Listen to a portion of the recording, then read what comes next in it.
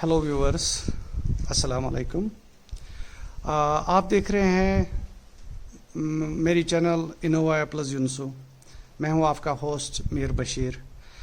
आज हम इस सेकंड एपिसोड से मिस्टर नरेश जी से कुछ क्वेश्चंस पूछेंगे जो आमतौर से एक फार्मर के जहन में होते हैं कि उनका ट्रीटमेंट किस तरह से कैसे किया जाए, जैसे किसी बीमारी के लिए ट्रीटमेंट क्या है या उसे बचा कैसे जाए जिससे कि हम प्रिवेंशन कह सकते हैं।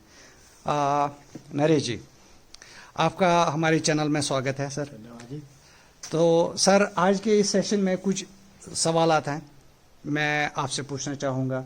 एक आम फार्मर की उसकी रोज़मर्रा की उस फार्मिंग के अंदर इस तरह के अड़चनें आती रहती हैं, तो उनका निवारण जो है किस तरह से कैसे किया जाए, तो हम आपसे कुछ पूछेंगे सर। ठीक है। तो सर, सबसे पहले जो पोस्ट हार्वेस्ट प्रोग्राम होता है, यानी कि सेब के तोड़ान के बाद बगीचे में क्या कुछ हमें करना चाहिए, इसकी importance, first of all importance कितनी है, और फिर इसी का सेकंड क्वेश्चन है कि क्या चीज़ हमें स्प्रे या जो है सॉइल एप्लीकेशन क्या चीज़ करना चाहिए। राइट सर, ये बशीर साहब, ये बहुत ही इम्पोर्टेंट जो क्वेश्चन आपने रेज किया है जी कि जो हमारी अगले साल की क्रॉप है जी, वो इस पे डिपेंड करती है पोस्ट हार्वेस्ट। पोस्ट हार्वेस्ट पे। पर मैं अपनी बात कहूँ तो हम कई बार ऐसा होता है कि भी हमारा सीजन लेट तक चलता है जी, उसके बाद मॉइस्चर नहीं रहता है और हम सॉइल एप्लीकेशन नहीं कर पाते, तो जी। हम कोशिश करते हैं फॉलियर द्वारा करें। ओके। ये मैं अपनी बात कर रहा हूँ जी जी पर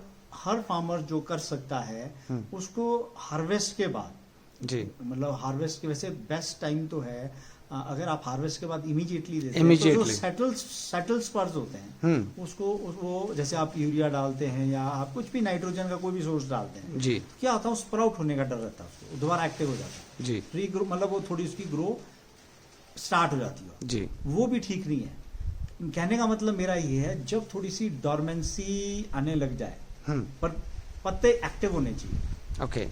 ये एक दो चीज होती है, फॉल एप्लीकेशन में पत्ते इंटैक्ट होते हैं, जैसे आज अभी देख रहे हैं आप पत्ते हैं पर वो जान नहीं है उनमें। ओके। तो मेरा कहने का मतलब ये पत्ते है एक्टिव होने चाहिए सर। जैसे मैं यहाँ पर मैं आपको थोड़ा सा रोक रहा हूँ, जैसे कि कश्मीर में फर्स्ट ऑफ ऑल आपने जैसे बताया कि मॉइस्चर होना चाहिए मिट्टी के अंदर। बिल्कुल। कश्मीर में इस चीज़ की कमी नहीं है, वहाँ मॉइस्चर होता है मिट्टी के अंदर। फिर आपको बढ़िया है। और हाँ, फिर आपकी जो कंडीशंस है जो हमारा तुड़ान है वो ऑलरेडी 10 अक्टूबर के बाद का होता है। राइट, ये पूछना था मैंने जी। मतलब आपका खत्म कब होता है तुड़ान? तुड़ान तो ये समझ लीजिए आप सर, कोई 10 दिन में, कोई 15 दिन में, 20 दिन में कर लेता है, यानी कि डॉर्मेंसी कब आती है आपके? डॉर्मेंसी कंप्लीट डॉर्मेंसी कब? कंप्लीट डॉर्मेंसी हमको 1 दिसंबर के आसपास रहती है। राइट, आपके लिए बेस्ट समय है नवंबर 15-20 नवंबर में। जी। उस टाइम मतलब आपका पेड़ रीग्रोथ करने लगे क्योंकि टेम्परेचर कम हो जाता है, वो बेस्ट टाइम है। ओके। वो बेस्ट टाइम है। और जो रही बात इम्पोर्टेंस पोस्ट हार्वेस्ट की, वो बहुत इम्पोर्टेंस है जी। जो अगले साल की जो आपका जो स्टोर है, देखो ना फ्लावरिंग तर जो आपके पास पेड़ में स्टोर है उसी पे ही काम करता है पेड़, उसी पे काम करता राइट। है। आपका जब फ्लावरिंग के बाद जो फ्रूट सेट होता है, जी। जो उस साल की जो खाद डालेंगे आप, जैसे मार्च में हम खाद डालें, वो उसके बाद लगती है, वो उसके बाद लगेगी। तब तक के लिए एनर्जी चाहिए। तब तक के और लिए। क्यों चाहिए एनर्जी? क्योंकि हमारा जो सीजन, करंट सीजन है, जी जी, उसमें जो आपका फ्रूटिंग से एग्जॉस्ट हो जाता है, थक जाता है। एग्जैक्टली। एनर्जी जो उसके पास थी वो उसने यूटिलाइज कर ली है। जी। उसको रिप्लेनिश, यानी कि उसको दोबारा मतलब उसको रिफिल करने के लिए जी जी जी, हमारे को जरूरी है सॉइल एप्लीकेशन और फॉलियर एप्लीकेशन, न्यूट्रिएंट्स देना। अब रहा क्वेश्चन ये कि कौन से न्यूट्रिएंट्स है।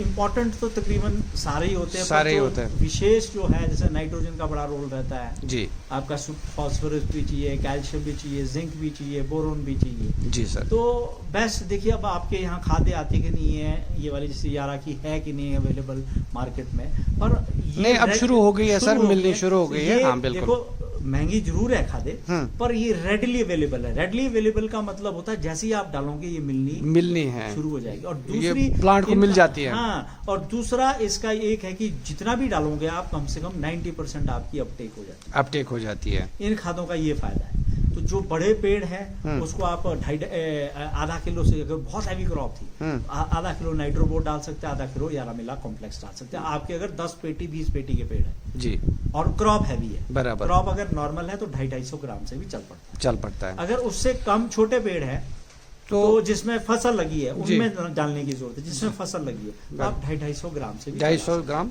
इसका मतलब जैसे हम लोग कश्मीर में, जैसे अगर इसको ग्रुपिंग के हिसाब से मैं प्लांट को देखता हूँ, तो जैसे जो हमारा 10 पेटी 8 पेटी 15 पेटी का प्लांट होता है वो मिडिल एज का होता है, जिसमें 1 किलो पड़ना चाहिए, जैसे आधा किलो हो गया, ठीक है ना सर।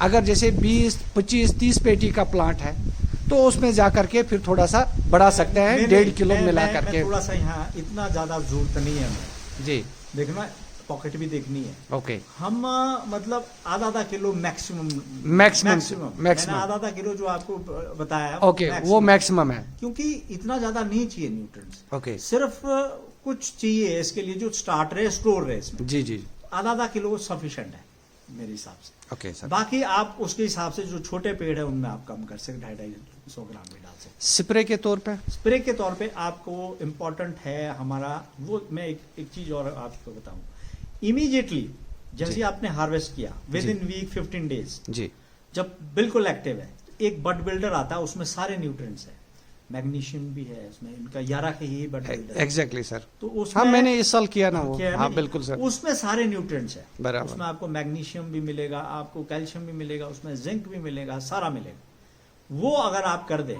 जी, वो मेरे ख्याल से मतलब वो बेस्ट है उस टाइम, अगर आप उसको करें तो बेस्ट है, ठीक है जी। बड बिल्डर आप कब, इमीडिएटली, मतलब यानी कि 10 दिन 12 दिन हार्वेस्ट के बाद, आप जैसे भी आपको समय लगे। ओके। फिर रही बात, ये तो हो गया आपका माइक्रोन्यूट्रिएंट्स का जी। फिर रही बात आपकी जो एक लास्ट स्प्रे होनी है, वो देखो लास्ट स्प्रे कैसी इंपॉर्टेंट है।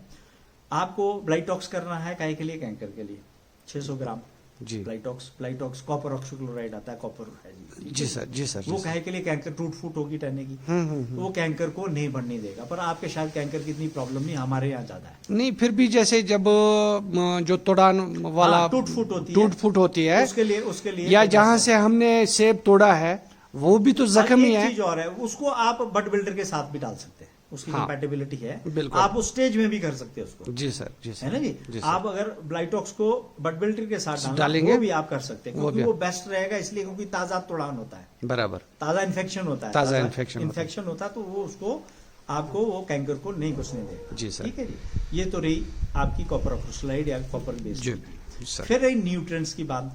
लास्ट में वूलिया फिट लगता है आपके, वूलिया फीड का बहुत ही कभी कभार हुआ तो नहीं तो अदरवाइज नहीं, हमारे है दिक्कत जी जी। तो हम आपका वूलिया फीड के लिए डरमिट करते हैं या कोई भी क्लोरोपाइरिफॉस जो है जी जी, वो करते हैं 400 ग्राम पर ड्रॉप के हिसाब। ओके, वो भी करते हैं। देखो फॉल आपका ये सिचुएशन आएगी नवंबर में, वो डोरमेंसी में करते हैं, वो चाहिए फॉल एप्लीकेशन।